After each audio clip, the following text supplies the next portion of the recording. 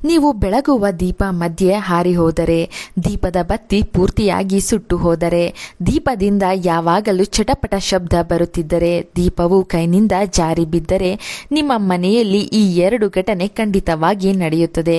ಮನೆಯಲ್ಲಿ ದೀಪಗಳು ನೀಡುವ ಶುಭ ಹಾಗೂ ಅಶುಭ ಸೂಚನೆಗಳು ಯಾವುವು ಎಂದು ಈ ವಿಡಿಯೋದಲ್ಲಿ ತಿಳಿಯೋಣ. ಸಾಕಷ್ಟು ಜನರಿಗೆ ಈ ವಿಷಯದ ಬಗ್ಗೆ ಗೊಂದಲವಿರುತ್ತದೆ.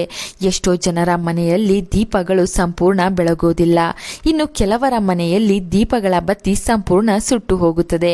1-2 ಸಲ ಈ ರೀತಿ ಆದರೆ ಆಕಸ್ಮಿಕ ಎನ್ನಬಹುದು.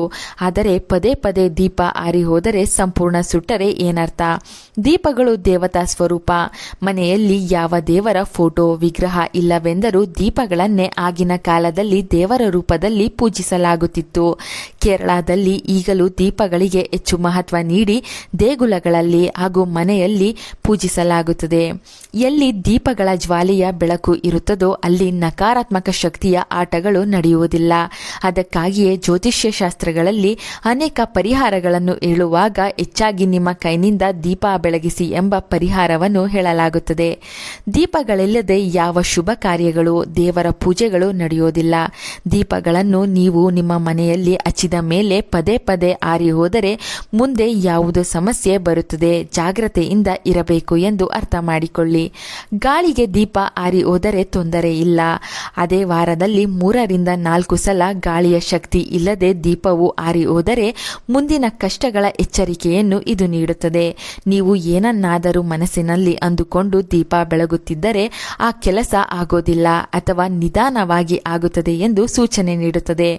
ಆಗ ದೀಪಾರಾಧನೆಯಲ್ಲಿ ನೀವು ಮಾಡುವ ಪೂಜೆಯಲ್ಲಿ ಏನಾದರೂ ಲೋಪದೋಷಗಳಿದೆಯಾ, ತಪ್ಪಾಗಿದೆಯಾ ಎಂದು ನೋಡಿಕೊಳ್ಳಬೇಕು.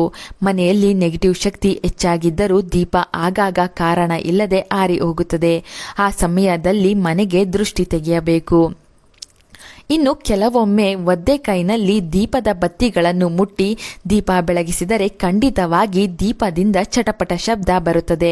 ಅದನ್ನು ಬಿಟ್ಟು ಉಳಿದ ಸಮಯದಲ್ಲಿ ದೀಪದಿಂದ ಚಟಪಟ ಶಬ್ದ ಬರುತ್ತಿದ್ದರೆ ಮನೆಯಲ್ಲಿ ಕಲಹ ಆಗಬಹುದು, ಮಾನಸಿಕ ನೆಮ್ಮದಿ ಹಾಳಾಗಬಹುದು. ನಿಮಗೆ ದೀಪದಿಂದ ಶಬ್ದ ಬಂದ ಕೆಲವೇ ದಿನಗಳಲ್ಲಿ ಇದ್ದಕ್ಕಿದ್ದಂತೆ ಕೋಪ ಹೆಚ್ಚಾಗುವುದು, ಎಲ್ಲರ ಮೇಲೂ ಸಿಡಿ ಆಗುವುದು ಆಗುತ್ತದೆ. ಆ ಸಮಯದಲ್ಲಿ ಕೋಪವನ್ನು ನಿಯಂತ್ರಿಸಬೇಕು. ಏನೋ ತಪ್ಪಾಗಿದೆ ಪೂಜೆಯಲ್ಲಿ ಅಥವಾ ಭಕ್ತಿಯಲ್ಲಿ ಎಂದು ಮುಂದಿನ ಸಲದಿಂದ ಕಾಣಿಕೆ ಕಟ್ಟಿಟ್ಟು ದೀಪ ಬೆಳಗಿಸಬೇಕು. ಕೆಲವೊಮ್ಮೆ ನಿಮ್ಮ ಇಷ್ಟ ದೇವರಿಗೆ ನೀವು ಹರಕೆ ಮಾಡಿಕೊಂಡಿರ್ತೀರಾ. ಆ ಹರಕೆಗಳನ್ನು ವರ್ಷಗಳು ಕಳೆದಂತೆ ಮರೆತಿರ್ತೀರಾ, ಅದು ಸಹಜ. ಆದರೆ ಈ ರೀತಿ ಹರಕೆ ಮರೆತಾಗ ದೇವರು ಈ ರೀತಿಯ ಸೂಚನೆಗಳನ್ನು ದೀಪಗಳ ಮೂಲಕ ಕೆಲವೊಮ್ಮೆ ನೀಡುತ್ತಾರೆ. ಆಗ ಮಾಡಿದ್ದ ಹರಕೆಗಳನ್ನು ನೆನಪಿಸಿಕೊಂಡು ತೀರಿಸಬೇಕು. ಕೆಲವೊಮ್ಮೆ ಮನೆ ದೇವರನ್ನು ಮರೆತಾಗ, ಮನೆ ದೇವರ ಪೂಜೆ ಮಾಡದೇ ಇದ್ದಾಗ, ಮನೆ ದೇವರು ಕೂಡ ಪ್ರಾಣಿ ಪಕ್ಷಿಗಳ ಮೂಲಕ, ಮನೆಯಲ್ಲಿ ಬೆಳಗುವ ದೀಪಗಳ ಮೂಲಕ, ಕನಸುಗಳ ಮೂಲಕ ಸೂಚನೆ ನೀಡುತ್ತಾರೆ. ಅದನ್ನು ಗಮನದಲ್ಲಿಟ್ಟುಕೊಳ್ಳಬೇಕು. ದೀಪದ ಬತ್ತಿಗಳು ಸಂಪೂರ್ಣ ಸುಟ್ಟು ಹೋದರೆ ಭಯ ಪಡಬಾರದು. ಏಕೆಂದರೆ ನೀವು ಮಾಡುವ ಪೂಜೆ, ದೀಪಾರಾಧನೆ ಎಲ್ಲವೂ ಭಗವಂತನಿಗೆ ಪ್ರಿಯವಾಗಿದೆ. ನಿಮ್ಮ ಭಕ್ತಿ ಹಾಗೂ ಪೂಜೆಯಲ್ಲಿ ಯಾವುದೇ ತಪ್ಪಿಲ್ಲ. ಧರ್ಮಬದ್ಧವಾಗಿ ನೀವು ಜೀವನ ನಡೆಸುತ್ತಿದ್ದೀರಿ ಎಂದು ಇದು ಸೂಚನೆ ನೀಡುತ್ತದೆ. ಎಷ್ಟೋ ಜನ ದೀಪದ ಬತ್ತಿ ಸಂಪೂರ್ಣ ಸುಟ್ಟು ಹೋದರೆ ಭಯಗೊಂಡು ನಾನಾ ಆಲೋಚನೆ ಮಾಡುತ್ತಾರೆ. ದೇವರ ಕೃಪೆಯಿಂದ ನೀವು ಮುಂದಿನ ಜೀವನದಲ್ಲಿ ಯಾವುದಾದರೂ ಕೆಲಸದಲ್ಲಿ ದೊಡ್ಡ ಮಟ್ಟದ ಯಶಸ್ಸು ಸಾಧಿಸುವಿರಿ. ಸದಾ ನಿಮಗೆ ಭಗವಂತನ ಕೃಪೆ ಇರಲಿದೆ ಎಂದು ಇದು ತಿಳಿಸುತ್ತದೆ. ದೀಪಕ್ಕೆ ತುಪ್ಪದ ದೀಪಗಳನ್ನು ಬೆಳಗಿಸಿ ದೀಪಾರಾಧನೆ ಮಾಡಿದರೆ ಮನೆಯಲ್ಲಿ ಸಂಪತ್ತಿಗೆ ಕೊರತೆ ಆಗುವುದಿಲ್ಲ. ತುಪ್ಪವು ವಾತಾವರಣ ಗಾಳಿಯನ್ನು ಶುದ್ಧಿ ಮಾಡಿ ಮನೆಗೆ ಪಾಸಿಟಿವ್ ಶಕ್ತಿಯನ್ನು ಆಕರ್ಷಿಸುತ್ತದೆ. ದೀಪಕ್ಕೆ ಎಳ್ಳೆಣ್ಣೆ ಹಾಕಿ ದೀಪಾರಾಧನೆ ಮಾಡಿದರೆ ಸಮಸ್ತ ಗ್ರಹ ದೋಷಗಳು ದೂರವಾಗಿ ಶನಿ ಭಗವಂತನ ಕೃಪೆ ಬೇಗನೆ ಲಭಿಸುತ್ತದೆ. ಆದ್ದರಿಂದ ಮನೆಯಲ್ಲಿ ಎಳ್ಳೆಣ್ಣೆ ದೀಪಾರಾಧನೆ ಮಾಡಿದರೆ ತುಂಬಾ ಒಳ್ಳೆಯದು. ದೀಪಕ್ಕೆ ಯಾವತ್ತೂ ಕೂಡ ಒಂಟಿ ಬತ್ತಿಗಳನ್ನು ಹಾಕಬಾರದು. ಬದಲಾಗಿ ಜೋಡಿ ಬತ್ತಿಗಳನ್ನೇ ಹಾಕಬೇಕು. ಅಂದರೆ 2 ದೀಪದ ಬತ್ತಿಗಳನ್ನು ಒಂದು ಬತ್ತಿಯಾಗಿ ಮಾಡಿ ದೀಪ ಹಚ್ಚಬೇಕು. ದೀಪ ಹಚ್ಚುವ ಮುನ್ನ ಮನಸ್ಸಿನಲ್ಲಿ ಯಾವುದೇ ಗೊಂದಲ ಇರಬಾರದು. ದೀಪದಂತೆಯೇ ಮನಸ್ಸು ಕೂಡ ಪವಿತ್ರವಾಗಿರಬೇಕು. ಕೆಲವೊಮ್ಮೆ ದೀಪವನ್ನು ಹಚ್ಚಲು ಎಷ್ಟೇ ಪ್ರಯತ್ನ ಮಾಡಿದರೂ ದೀಪ ಹಚ್ಚಲು ಸಾಧ್ಯವಾಗೋದಿಲ್ಲ. ಆಗ ಮನೆಗೆ ಕೆಟ್ಟ ವಾರ್ತೆ ಬರುತ್ತದೆಂದು ಅರ್ಥ ಮಾಡಿಕೊಳ್ಳಬೇಕು. ಸಂಬಂಧಿಕರಿಂದ ಅಥವಾ ಯಾವುದೇ ಮೂಲದಿಂದ ಅಶುಭ ಸುದ್ದಿ ಬರುತ್ತದೆ. ಆ ಸಮಯದಲ್ಲಿ ವಾಹನ ಚಾಲನೆಯಲ್ಲಿ, ಕೆಲಸ ಮಾಡುವ ಜಾಗದಲ್ಲಿ ಎಚ್ಚರಿಕೆಯಿಂದ ಇರಬೇಕು. ಜಾಗ್ರತೆಯಿಂದ ಪ್ರಯಾಣಿಸಬೇಕು. ಕೆಲಸ ಮಾಡಬೇಕು. ಸಣ್ಣ ಪುಟ್ಟ ಪೆಟ್ಟು, ವಾಹನ ಅಪಘಾತ ಆಗುವ ಸಾಧ್ಯತೆಗಳಿರುತ್ತದೆ. ಶತ್ರುಗಳ ದೃಷ್ಟಿ ಮನೆಗೆ ಬಿದ್ದಿದೆ, ಎಚ್ಚರಿಕೆಯಿಂದ ಇರಿ ಎಂಬುದು ಕೂಡ ಇದರ ಅರ್ಥವಾಗಿರುತ್ತದೆ.